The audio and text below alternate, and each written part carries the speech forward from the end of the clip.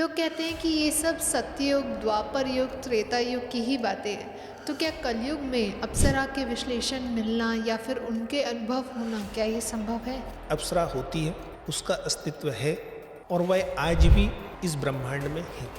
और अप्सरा कोई एक नहीं होती, वह एक ऊर्जा है। ऊर्जा कितने भी स्वरूपों में विभाजित हो सकती है। लोग बोलते उर्वशी, तो क्या उर्वशी अप्सरा एक ही है? एक ही साधक के पास जाएगी? नहीं। सैकड़ों हजारों लाखों लोग साधना कर रहे हैं, सबके पास पहुंचेगी। क्यों? वह कोई एक स्वरूप नहीं है, वह तो क्या सर अप्सराएं भौतिक शरीर में होती हैं या फिर एक ऊर्जात्मिक स्तर पर? अप्सरा स्वरूप है। अप्सरा एक ऊर्जा है, एक एनर्जी है। अब हम बात करें स्वर्ग की, जहाँ पे ये उपस्थित होती है। हमारा शरीर पंच तत्वों से निर्मित है। इसका जन्म भी होता है, इसकी मृत्यु भी होती है और ये शरीर वापस पंच तत्वों में विलीन भी होता है। लेकिन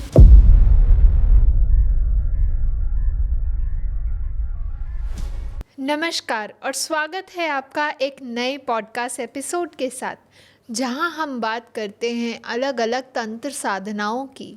और आज हम बात करेंगे अप्सराओं की। जी हाँ, हमने अप्सराओं के बारे में बहुत सारी बातें करी, बहुत कुछ जाना, लेकिन आज हम जानेंगे अप्सराओं के एक बहुत रहस्यमय विषय के बारे में। हमने ये भी समझा कि अप्सरा साधना एक साधक के जीवन में उसको बहुत सारी अपॉर्चुनिटीज़ दिलाती है, उसको रास्ते दिखाती है कि जहाँ से वो अपनी सुख समृद्धि शांति को पा सके। एक सौंदर्य की देवी है, स्वरूप है एक। और आज हम समझेंगे कि जब एक साधक उससे विवाह करने का प्रयास करता है या उससे विवाह करने की मंशा रखता है तो क्या होता है, क्या ये विवाह संभव है भी या नहीं।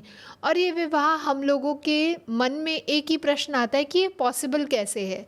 क्या जैसे हम लोग नॉर्मल डेज में देखते हैं, आम इंसान जब शादी करते हैं, विवाह के बंधन में बनते हैं, तो क्या अप्सरा से विवाह भी कुछ इसी तरीके से होता है या ये भी कुछ एक रहस्यमय तांत्रिक एक ऊर्जा है। तो चलिए आज योगीराज तांत्रिक श्री निखिल जी महाराज से ये भी समझते हैं कि जब एक अप्सरा से विवाह होता है तो उसका क्या अर्थ है। वेलकम सर, कैसे हैं आप?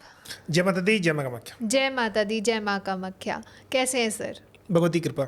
सर, हमने अप्सराओं के बारे में तो बहुत सारी बातें करी, बहुत कुछ जाना अप्सराओं के, उनकी सौंदर्य के बारे में, उनकी ऊर्जा के बारे में।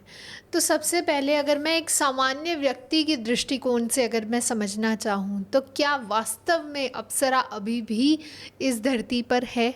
एक सामान्य व्यक्ति के लिए तो नहीं है, अच्छा, सिर्फ एक साधक के लिए? केवल एक साधक के लिए। ऐसा क्यों? हर ऊर्जा को समझने के लिए कुछ विशेष चाहिए। आप ड्राइवर हैं तो ही आप गाड़ी चला सकते हैं ना। जी, हर व्यक्ति तो गाड़ी नहीं चला सकता। बिल्कुल सही।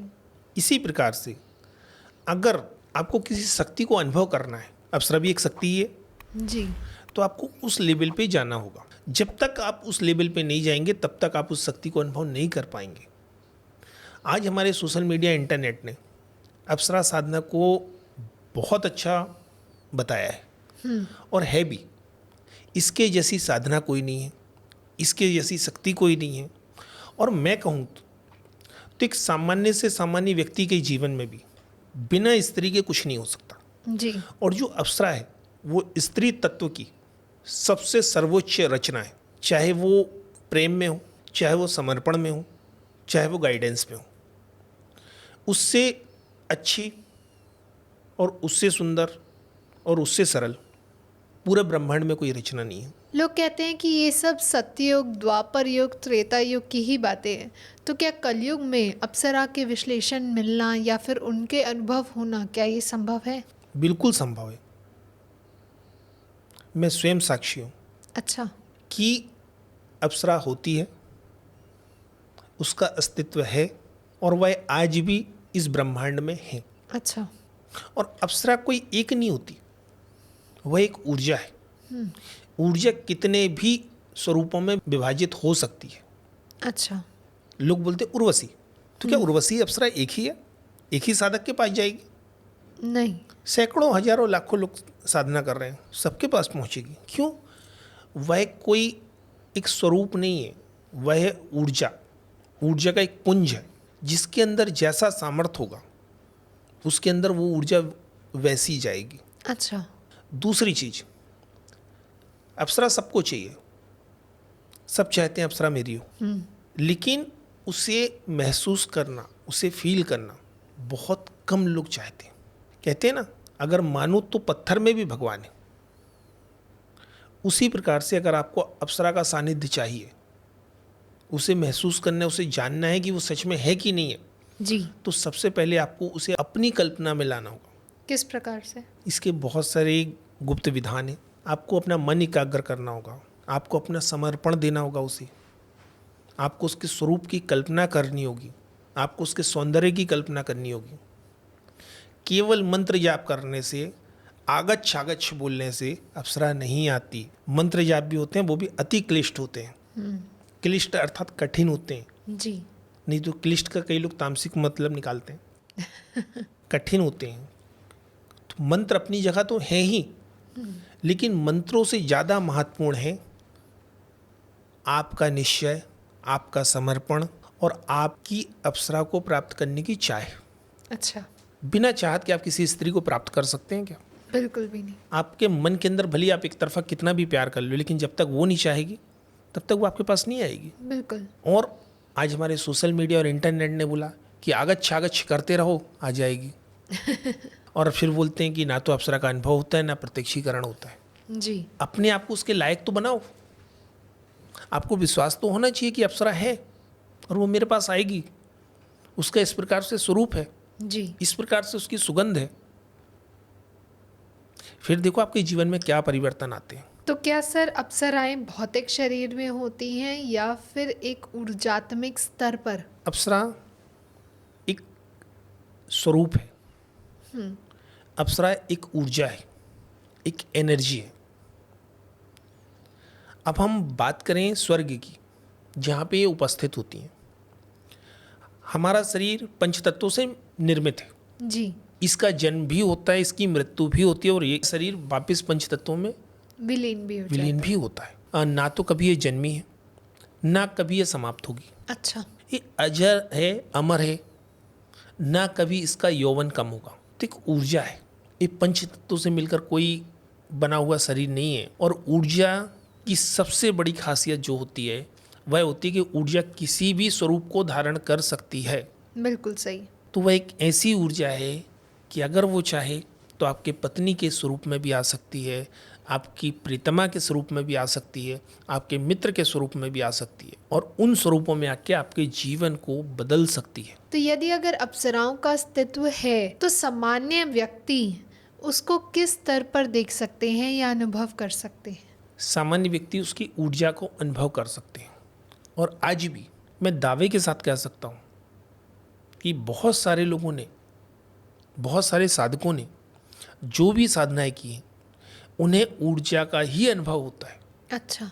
कभी ठंडा लगना, कभी गर्म लगना, कभी सुगंध आना, कभी किसी का स्पर्श होना, तो ऊर्जा का ही अनुभव है। साधक की ऊर्जा का स्तर उतना उच्च हो जाता है कि वह अपने मंत्रों के जाप से उत्पन्न शक्ति को इस प्रकार से नियंत्रित कर सके कि उस ऊर्जा को, जो अप्सरा की ऊर्जा है, उसे एक आकार दे सके, उसे अपने नियंत्रण में ला सके, तब जाके उसे प्रत्यक्षीकरण होता है। अच्छा। साधक के मंत्रों के जाप की शक्ति इतनी प्रबल हो कि वह एक ऊर्जा को शरीर लेने पे विवश कर दे। क्योंकि जिस प्रकार एक साधक की चाहत होती है कि वो अप्सरा को प्राप्त करे, उसी प्रकार अप्सरा की भी चाहत होती है कि वह एक साधक को प्राप्त करे। अच्छा। और ये प्रकृति का अटल सत्य है, इसे हम झुटला नहीं सकते।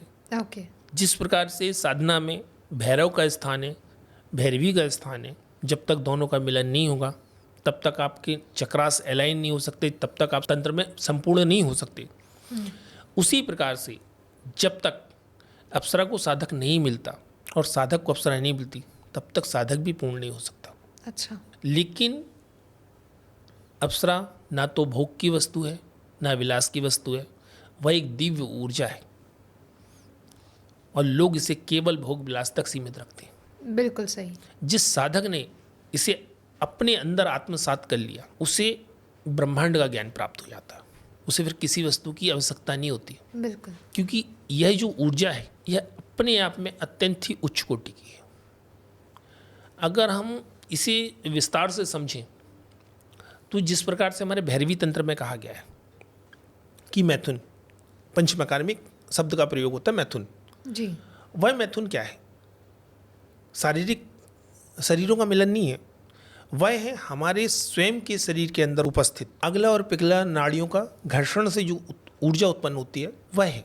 इसी प्रकार से हर व्यक्ति के अंदर स्त्री तत्व भी है और पुरुष तत्व भी है। बिल्कुल। जब हम अप्सरा की साधना करते हैं तो हमारे स्वयं के शरीर में ये दोनों तत्व के जागृत होते हैं, और जब दोनों तत्व जागृत होते हैं तब योग की अवस्था को प्राप्त होते हैं। इसका एक छोटा सा उदाहरण मैं आपको बता देता हूँ। जी। जब हम अप्सरा साधना करते हैं तो क्या करते हैं? मेडिटेशन करते हैं, जी। हम ध्यान में जाते हैं, हम उसकी कल्पना करते हैं, हम उसका अनुभव करते हैं। उस समय जो हमारे शरीर की स्थिति होती है वह शून्य की होती है। अच्छा। मतलब हमें अपने आसपास का कुछ भी ध्यान नहीं होता, हम तो उसके ख्यालों में होते हैं। अर्थात हमारे पूरे शरीर में उसकी ऊर्जा प्रवाहित होती है, और जो हमारी अगला और पिघला नाड़ियाँ हैं ना, वो घर्षण करती हैं, फिर वो ऊर्जा उत्पन्न होती है और हमारी सुषुम्ना नाड़ी वो एक्टिवेट होती है। अच्छा। तब हमें उस ऊर्जा का अनुभव होता है जो दिव्य है। तो सर, सबसे बड़ा सवाल, क्या अप्सरा से विवाह संभव है? बिल्कुल संभव है। कैसे? जैसे हम सामान्य विवाह करते हैं वैसे। एक ऊर्जा से एक व्यक्ति का विवाह कैसे संभव है, यही प्रश्न है आपका। जी। आपको स्वयं ऊर्जा में परिवर्तित होना पड़ेगा या ऊर्जा को शरीर में परिवर्तित होना पड़ेगा। अच्छा। या तो आप उस स्तर पे जाइए या उसे अपने स्तर पे लेके आइए। अब आपको अगर उस स्तर पे जाते हैं तो आपको तो बहुत बड़ा योगी बनना पड़ेगा, बिल्कुल सही। जो कि आज कलयुग में संभव नहीं है, किसी के लिए भी संभव नहीं है। भले ही लोग बोले कि मैं कहाँ कहाँ गया, लेकिन वो संभव नहीं है। आती है बात कि उस ऊर्जा को अपने स्तर पे लाने की, तो वो संभव है। वो ऊर्जा हमारे स्तर तक आती है? बिल्कुल आती है। सैकड़ों अनुभव हैं, एक नहीं सैकड़ों अनुभव हैं। अच्छा। जिसने किया है उसके अनुभव है, स्वयं मैंने किया है मुझे अनुभव है। तो कोई अगर ऐसा अनुभव आप बता पाए तो? बहुत सारे अनुभव हैं, मैं किसी का पर्सनल जीवन में नहीं बोलना चाहूँगा, लेकिन मैं आपको बता दूँ, अगर एक साधक सच में अप्सरा को प्राप्त करना चाहे, उससे विवाह करना चाहे, तो विवाह के लिए दो लोगों की आवश्यकता होती है, एक स्त्री एक पुरुष की। जी। पुरुष स्वयं साधक है, जी। वह स्त्री जिससे विवाह करना है उसे तो वो दिख रहा है अप्सरा के रूप में, उसने साधना की अप्सरा की, मानसिक रूप से वह उसे अनुभव कर सकता है। अवचेतन मन में की अवस्था में, योग निद्रा में वह उस अप्सरा को महसूस कर सकता है। अच्छा। फिजिकल रूप में उसे अनुभव करने के लिए उसे एक पंच तत्वों से बना हुआ शरीर की आवश्यकता होती ही होती है। अब अगर उसने उस ऊर्जा को पूर्ण रूप से अपने नियंत्रण में ले लिया तो अप्सरा का काम है कि उस व्यक्ति तक किस प्रकार से आएगी, वो उसका काम है, वो आपका काम नहीं है। मतलब वो साधक का नहीं है। हो सकता है कोई अत्यंत ही सुंदर स्त्री उसके संपर्क में आ जाए, और वो आएगी कैसे? वो लेके आएगी अप्सरा। अच्छा। वो लेके आएगी अप्सरा। और ऐसे बहुत सारे केस हैं जो मैं आपको बता सकता हूँ कि एक सामान्य से व्यक्ति के जीवन में एक ऐसी स्त्री आई जिसने उसके पूरे जीवन को परिवर्तित कर दिया, जबकि कहीं से कहीं तक वो स्त्री उसके कंफर्टेबल में थी ही नहीं। अच्छा। क्यों आई, कैसे आई, नहीं पता, बस अचानक से आ गई।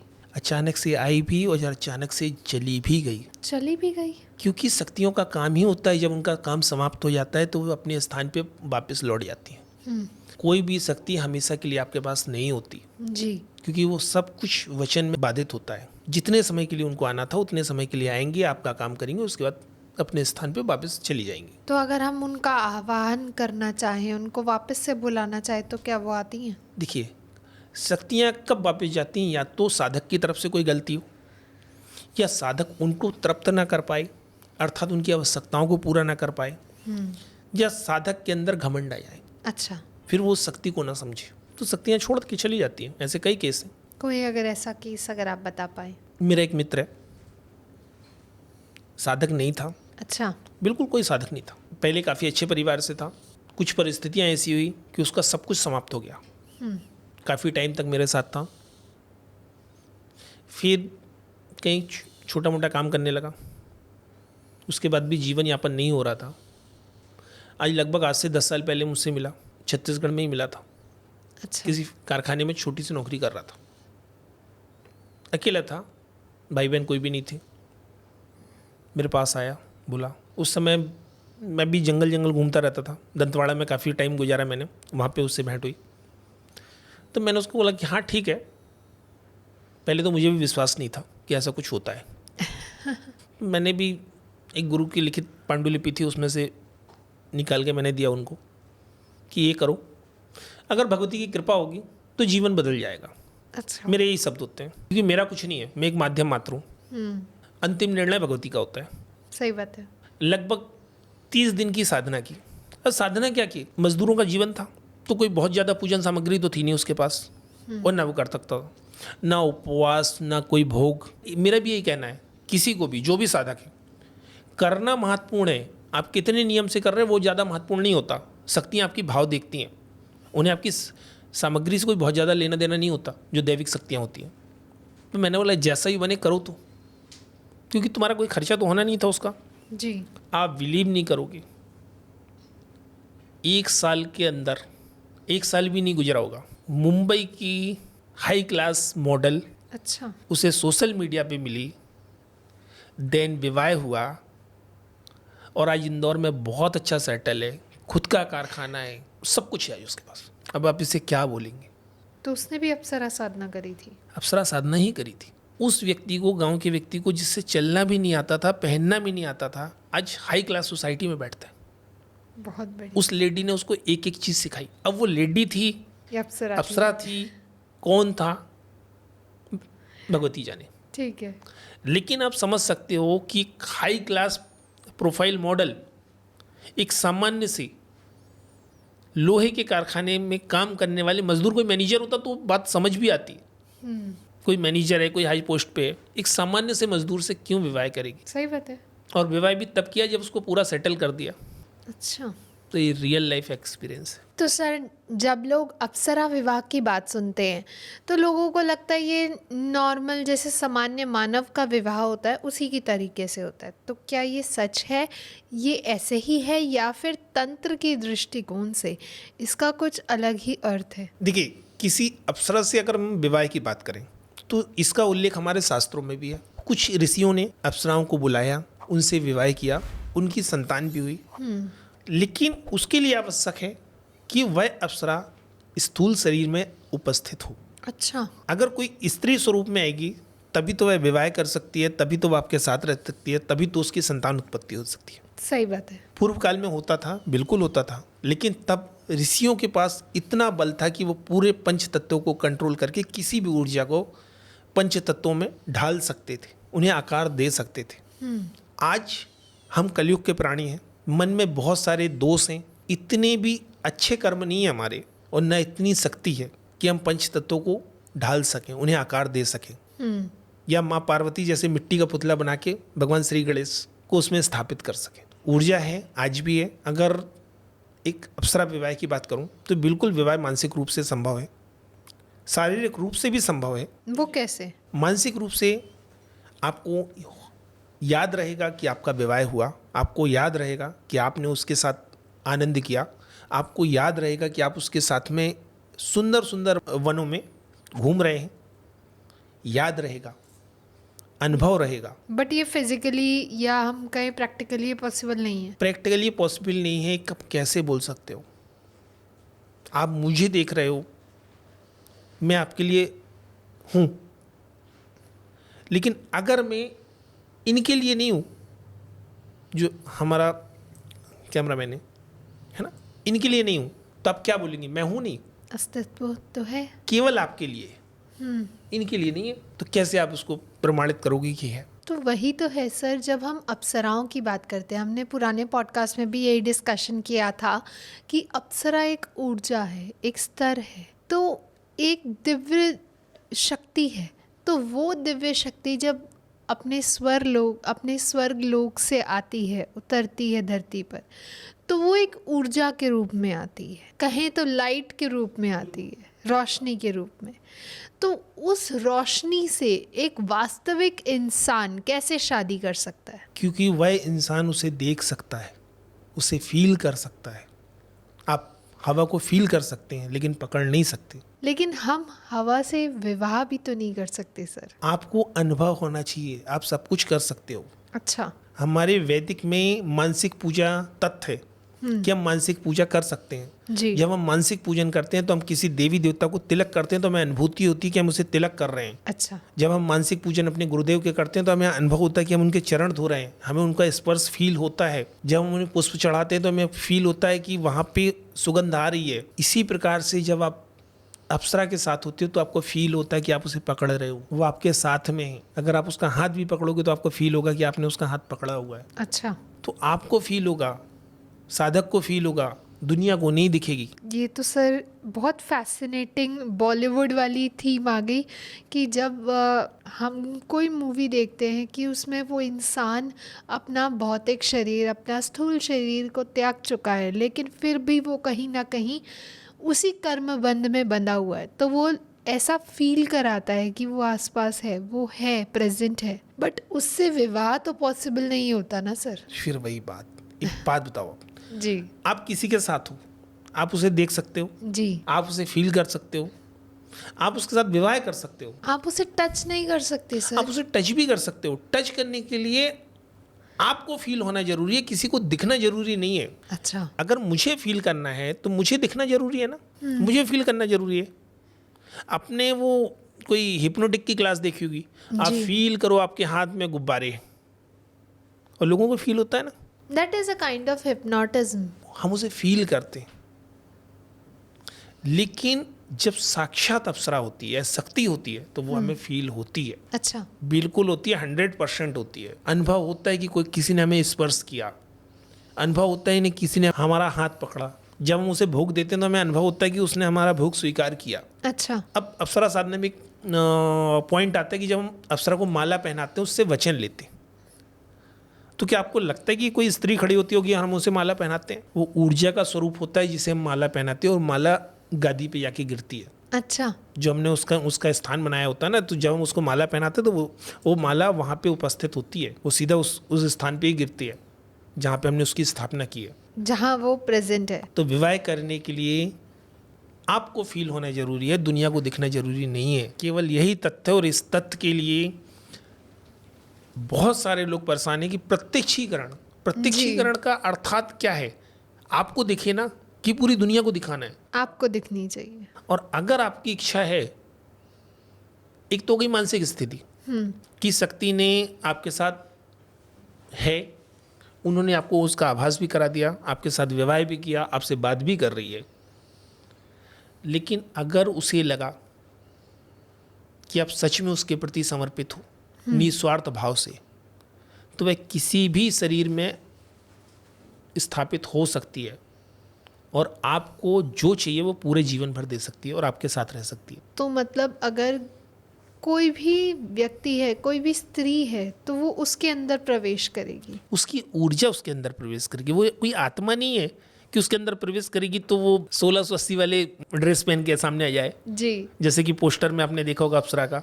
हाँ, वैसा नहीं होगा, वो वैसी ही रहेगी, स्वभाव में चेंज हो जाएगा। अच्छा, वो आपके लिए उतनी सपोर्टिव हो जाएगी, वो आपके लिए उतनी केयरिंग हो जाएगी। लेकिन लोग कहते हैं कि अप्सरा साधना अविवाहित पुरुष बहुत इजीली करते हैं, वो सबसे ज़्यादा करते हैं। तो अगर वो एक अविवाहित पुरुष अगर उस अप्सरा से विवाह करना चाहे तो वो कैसे संभव है? उसके लिए तो और सरल है, उसके लिए तो बाउंडेशन नहीं है ना। वह अगर विवाह की इच्छा से साधना करेगा तो पक्का उसे सुंदर स्त्री से उसका विवाह हो जाएगा। तो मतलब अप्सरा एक सुंदर स्त्री को उसकी जिंदगी में लाएगी, बिल्कुल उसके स्वरूप में उसके साथ आएगी, उसके तत्व, उसकी जो एट्रीब्यूट्स हैं वो उस स्त्री में आप समाहित मिलेंगे। होंगे। बिल्कुल, क्योंकि लोगों के अंदर यही मंशा होती है कि अप्सरा साधना जब हम कर रहे हैं तो हमारे सामने एक बहुत खूबसूरत सौंदर्य सी स्त्री आए और हम वो एक सूक्ष्म शरीर में प्रवेश हो, या वो अपना सूक्ष्म शरीर, एक बनावट जो हमने कल्पना करी है, जो सोची है, वो बस हमारे वैसी ही सामने सामने उपस्थित हो। बिल्कुल और होती है, उन्हीं से वो ऐसी विवाह करे। बिल्कुल होता है, लेकिन वो साधना के उच्चतम स्तर पे होता है, अच्छा। वो सबके लिए संभव नहीं है। आपको जो चीज़ चाहिए आपको उस स्तर पे भी तो जाना होगा। हर व्यक्ति के लिए तो वो नहीं बनी ना, बिल्कुल। व्यक्ति को अपना स्वयं का स्तर उठाना पड़ेगा। अगर आप अपना उस स्तर वहाँ तक उठा सकते हो तो बिल्कुल वो भी आपके लिए उस स्वरूप में आ सकती है। क्योंकि हमने महर्षि विश्वामित्र की कथाएं बहुत सुनी है कि उन्होंने मेनका, जो अप्सरा मेनका हैं, उनसे विवाह किया था, तो वो एक भौतिक शरीर में था। तो लोगों को लगता है कि अप्सरा अगर धरती पर प्रवेश करेंगी तो वो अपने आप एक भौतिक शरीर धारण कर लेंगी। बिल्कुल, अब भौतिक शरीर धारण कर लेंगी ये सबको पता है, लेकिन जब वो भौतिक शरीर धारण करेंगी तो वो एक साधारण स्त्री में कन्वर्ट नहीं हो जाएंगी, जी। ये कोई नहीं सोचता। और जब उस एक साधारण स्त्री का स्वरूप उन्होंने ले लिया तो शक्तियां तो दिव्य रहीं, जी। लेकिन शरीर तो एक सामान्य स्त्री का हुआ ना। बिल्कुल सही। फिर कैसे आप बोल सकते हो कि अप्सरा चमत्कारिक हो गई? यही रीज़न है सर, हमारी ऑडियंस बहुत ज़्यादा इस भ्रम में थी, इस मिथ में थी कि अप्सरा का मतलब है कि वो जो हमने कल्पना करी है, जो सौंदर्य की, जो हमने आकर्षण देखे हैं, जो सुने हैं और अपने दिमाग में एक इमेज क्रिएट कर दी है, वही चीज़ हमारे सामने आएगी। आती है, मैं इसको भी झूठ नहीं बोलूँगा, बिल्कुल आती है। जब हम साधना में होते हैं, जब हम मेडिटेशन में होते हैं, जब हम उसको बुलाते हैं, उसका आह्वान करते हैं, हमें उसकी कल्पना करनी होती है। और अगर मैं गलत नहीं हूँ तो क्वांटम फिजिक्स में भी इसको बोला गया है कि सबसे पहले आपको उस चीज़ की कल्पना करनी है जो आपको प्राप्त करनी है, जिसे बनाना है। अगर आपको अप्सरा को चाहिए, आपको अप्सरा प्राप्त करनी है, उसका सानिध्य प्राप्त करना है, तो सबसे पहले आपको उसकी कल्पना करनी होगी कि उसका स्वरूप कैसा है। आपको अपने मन के अंदर उसका आकार देना होगा। जैसे एक चित्रकार अपनी पेंटिंग्स बनाता है ना, किसी का चेहरा बनाता है, तो उसके मन के अंदर उसका अक्स होता है कि उसकी आंखें कैसी होंगी, जी। उसका चेहरा कैसा होगा, तब जाके वो स्वरूप सामने आता है। बिल्कुल सही। तो उसी प्रकार से एक साधक को पहले उसका स्वरूप बनाना होता है, तब जाके वो स्वरूप साक्षात उसके सामने खड़ा होता है। जी। अभी चलिए, आप तो अप्सरा की बात कर रहे हो, भूत कैसा होता होगा? मैं आपसे पूछूं, आपने भूत देखा? नहीं देखा, लेकिन फिर भी नहीं। पूछूं होता कैसा होगा, तो आपने कहीं कहानियों में सुना होगा कि उसका काला चेहरा होता है, लाल आंखें चमक रही होती, उसके नीचे पैर नहीं होते। तो ये आपकी कल्पना है ना, जस्ट एक शैडो होती है। अब ये भी आपकी कल्पना है। अब अच्छा। कभी अगर आप भूत को देखना चाहोगे तो उसी स्वरूप में देखना चाहोगे जो आपने अभी तक सुना। अच्छा। उसका वास्तविक स्वरूप आपको कभी नहीं मालूम, क्योंकि कभी आपने उसको नहीं देखा। जिसने देखा उसने बताया और उससे आपने सुना। इसी प्रकार से अप्सराओं का है, जिन्होंने देखा उन्होंने बताया और हमने सुना, और हमारी कल्पना भी वैसी ही है। और उसी कल्पना को जब हम साक्षात स्वरूप में अनुभव करते हैं ना, तब हमें फील होता है कि वो अप्सरा है। अच्छा। अप्सरा किसी भी रूप में साधक को मिल सकती है, एक सामान्य स्त्री के स्वरूप में भी मिल सकती है। ऐसा कोई जरूरी नहीं है कि अप्सरा सुंदर ही हो या अप्सरा के पास बहुत सारे सोने चांदी के गहने ही हो। हमारे कई ग्रंथों में लिखा हुआ है ऐसी अप्सरा भी है कि जो आती हैं, साधक के साथ आनंद करती हैं, अपने स्वर्ण आभूषण छोड़ के जाती हैं और फिर चली जाती हैं, जिससे साधक को आनंद और स्वर्ण दोनों की प्राप्ति होती है। इसी प्रकार से कुछ अप्सराएं ऐसी भी होती हैं जो रत्न देती हैं, जैसे रत्नमाला अप्सरा। रत्नमाला अप्सरा, बिल्कुल सत्य बात है। मैं नहीं बोलूँगा किसी के लिए कुछ भी, लेकिन मैं केवल यही बोलूँगा, अगर सच में आपको किसी शक्ति का अनुभव करना है तो आपको मंत्रों से ज़्यादा, विधान से ज़्यादा अपने ऊपर काम करने की आवश्यकता है। पहले अपने आप को उस लायक बनाना होगा कि आप उस शक्ति के समक्ष खड़े हो सको, तब जाके वो शक्ति आपको स्वीकार करेगी। जी। और ये चीज़ मैं आपके माध्यम से आपके सभी दर्शकों को भी बोलना चाहता हूँ कि अप्सरा साधना सबके लिए है, सबसे सुंदर शक्ति है, लेकिन आपको उसके लायक बनना पड़ेगा। सही बात है सर। अगर आप उस लायक बन सकते हैं तो वह शक्ति आपको प्राप्त हो सकती है। जी। और अप्सरा साधना प्रत्यक्षीकरण के लोभ से ना करें, क्योंकि उससे आपको कुछ नहीं मिले। करना है तो अपने जीवन की उन्नति के उद्देश्य से करिए, करना है तो अपने व्यक्तित्व में आकर्षण के उद्देश्य से करिए। अपने जीवन में सुख संपदा धन ऐश्वर्य की परिपूर्णता के उद्देश्य से करिए, तब वो शक्ति आपके साथ होगी। अच्छा। अगर आप वासना के लिए, अगर आप स्वरूप के लिए, मजाक में उसका परीक्षण करने के लिए करेंगे तो कभी वो शक्ति आपके सामने प्रत्यक्ष नहीं होगी। अच्छा। और जल्द ही इसके लिए मैं एक शिविर का भी आयोजन कर रहा हूँ, जिसमें जो अप्सरा साधना के मूल रहस्य कि एक व्यक्ति को किस प्रकार से अप्सरा साधना करनी चाहिए, वो सब कुछ मैं प्रैक्टिकली कराने वाला भी हूँ। अच्छा, तो आप थोड़ा सा अपने शिविर के बारे में बताइए प्लीज़। आने वाले महीने में 25 और 26 तारीख को अप्सरा साधना के शिविर का आयोजन किया हुआ है। ये नासिक शहर में होगा। लेकिन इस शिविर में मैं आपको अप्सरा का प्रत्यक्षीकरण करा के नहीं दूंगा। मैं सभी साधकों के लिए बोल रहा हूँ। मैं आपको उस विधान को बताऊंगा, आपको उस लायक बनाऊंगा कि आप अपने जीवन में कभी भी इस अप्सरा की ऊर्जा का प्रयोग कर सकें। अच्छा। और उनका आह्वान कर सकें। मैं यह लालच नहीं दूंगा कि अप्सरा आएगी, आपके साथ रहेगी, आपके साथ विवाह करेगी। लेकिन मैं ये गारंटी से बोल सकता हूँ कि एक बार अगर आपने उस ऊर्जा को अपने भीतर आत्मसात कर लिया तो आपका पूरा जीवन परिवर्तित हो जाएगा। अच्छा। क्योंकि मैं वही बोलता हूँ जो मैं दे सकता हूँ। क्योंकि अगर मैं बोलूँ कि सभी को अप्सरा के अनुभव होंगे तो मुझे मालूम है कितने लोगों के अंदर क्या ऊर्जा है, किस प्रकार से उनके भाव हैं, किस उद्देश्य से वो करना चाहते किस हैं। उद्देश्य से वो करना चाहते हैं। सही बात है। अनुभव सबके अलग अलग होते हैं। इसीलिए और कभी भी कोई भी साधक हो, चाहे वो किसी भी शक्ति की साधना कर रहे हो, शक्ति की ऊर्जा को समझें, ना कि प्रत्यक्षीकरण को। जी। जब ऊर्जा आपके साथ होगी तो प्रत्यक्षीकरण तो बहुत छोटी चीज़ है, वो अपने आप हो जाएगा। लोग प्रत्यक्षीकरण को बड़ा मानते हैं, जबकि प्रत्यक्षीकरण बड़ा नहीं है। आप किसी शक्ति को देख के क्या कर लोगे? कुछ नहीं कर सकते आप। आपके स्वप्न में एक झलक आएगी, चली जाएगी। अगर आप मंत्रों का जाप करेंगे, आपके सामने खड़ी होगी, लेकिन कुछ नहीं करेगी। लेकिन वही शक्ति अगर स्वयं आपके साक्षात आपके साथ हो जाए तो आप जो बोलोगे वो अपने आप हो जाए, तो उससे अच्छा कुछ होगा? बिल्कुल भी नहीं। एक व्यक्ति अगर व्यापार कर रहा है और उसका व्यापार दिन दुना रात चौगुना बढ़ने लगे तो उसको अप्सरा की आवश्यकता होगी? कभी नहीं। नहीं। उसको तो उसके परिवार में ही अप्सरा है, उसको कहीं नहीं जाने का। जी। जो अविवाहित है उससे सुंदर स्त्री से विवाह हो जाए, उसे और क्या चाहिए? परिवार में सुख शांति मिल जाए, और क्या चाहिए? उसे कोई आवश्यकता नहीं है। किसी के पास बहुत ज़्यादा कर्ज है, उसके पास धन आने के रास्ते बन जाएं, जी। धन आने लगे, वो कर्ज मुक्त हो जाए, तो उसे अप्सरा की आवश्यकता है क्या? नहीं। लेकिन सबको प्रत्यक्षीकरण चाहिए। मूल समस्या के ऊपर कोई ध्यान नहीं देता। जी। तो लोगों को वो सिखाऊंगा कि किस प्रकार आप अपने शरीर को बैलेंस कर पाएँ, किस प्रकार आप साधना में जा पाएँ, और किस प्रकार आप अप्सराओं को सिद्ध कर पाएँ। अच्छा। और उन्हें अपने जीवन में अपने हित के लिए उनका प्रयोग कर पाएँ, उनकी ऊर्जा का प्रयोग कर पाएँ। Okay, thank you so much sir. बहुत मज़ा आया आज आपसे बात करके, और हमने आज असलियत में जाना कि अप्सरा से विवाह करने का मतलब ये नहीं है कि हम सिर्फ एक ऊर्जा से विवाह कर रहे हैं।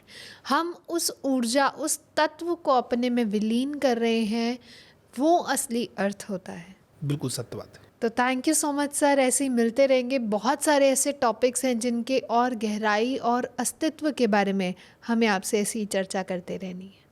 तो अगर आप लोगों को भी पसंद आया हो तो लाइक, कमेंट, शेयर करना ना भूलें। चैनल को ज़रूर सब्सक्राइब करें ताकि ऐसे ही और इन्फॉर्मेटिव वीडियोस हम आप लोगों के लिए भी लेके आ पाएँ।